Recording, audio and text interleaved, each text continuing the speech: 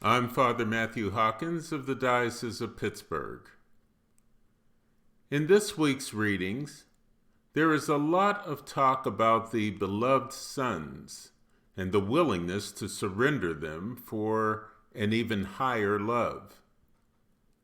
This does not sit well to our ears because we would never surrender the lives of our children, no matter how noble the cause might seem. But the examples that we find in this week's readings raise an important question. Do we love and trust God when it seems unreasonable to do so?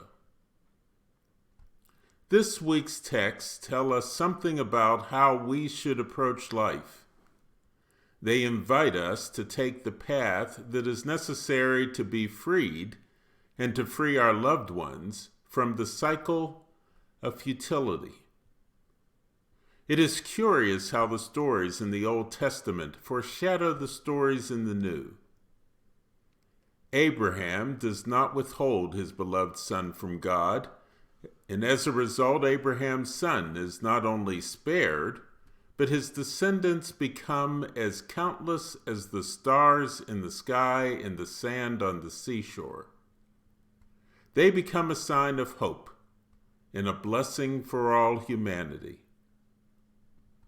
This helps us to understand the New Testament, where Jesus' own act, not only withholding his beloved son, allows Jesus to triumph over death and enables followers of Jesus to spread the gospel to the ends of the earth. They become for the world a sign of hope and a blessing. Today we see the act of giving up the self as being a form of death. How, we ask, can anything good come out of it? But just like the disciples in today's gospel, we question what rising from the dead means and how this might be possible.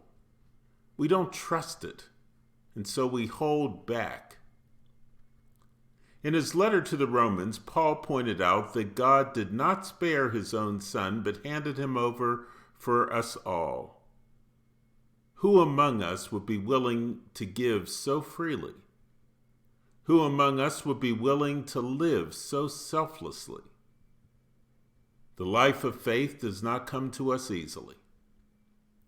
Thankfully, God does not require a sacrifice from us in quite the same way that he appeared to require of Abraham. But there is a hidden truth in this story. We and our children can never be free until we devote ourselves fully and unreservedly to God. We must hold nothing back. We are all called to love in such a way that we transcend ourselves so that we can give our heart to all of creation. It is like breaking out of the narrow confines of a shell so that a new plant can spring to life and flourish. We let go of lesser things and are surprised to find that we have gained even greater things, not only for ourselves, but also for our children. Truth comes to us as if beneath a cloud and under the cover of a shadow. The Lord tells us that unless we are willing to lose ourselves for the sake of God, we will never discover the purpose for which we were put on this earth. We will never discover the true self that the world cannot take away. The experience of the faithful who suffer affliction is captured in the words of the psalmist who says that the afflicted are precious in the eyes of the Lord. In spite of everything, those who suffer mental, physical, and spiritual anguish will walk before the Lord in the land of the living. Keeping this in mind, we will trust God.